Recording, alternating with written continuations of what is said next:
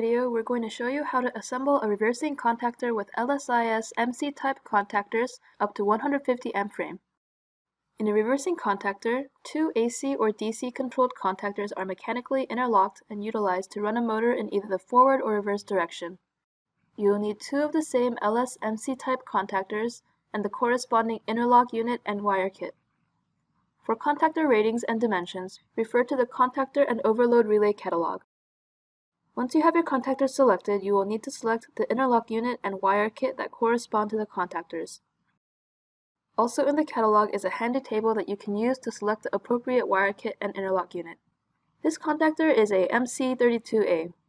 Referring to the table in the catalog, we will see that it will need a UW32 wire kit and a UR02 interlock unit. Once you have all the parts for the reversing contactor, you can assemble it. First, we have to remove the auxiliary contact unit on one side of the contactor and on the opposite side of the other contactor. To remove an auxiliary, push up and pull the top part out. Alternatively, you can hold the contacts against a hard surface, such as a table or a desk, to apply pressure and pull the top out. Next, we will mechanically interlock the two contactors using the interlock unit. This interlock prevents both contactors from being pulled in at the same time. Align the bottom spring-loaded part with the holes on the first contactor and snap the unit in.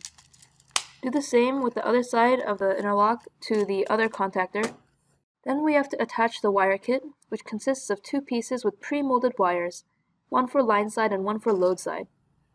If you look at this part of the wire kit, the pieces have the letters RST on one piece and UVW on the other.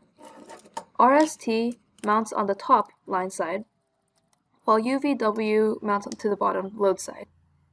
Place each part of the wire kit on the proper side with the proper orientation, and tighten the screws to secure the wire kit. Once you have assembled the reversing contactor, it is ready to be used.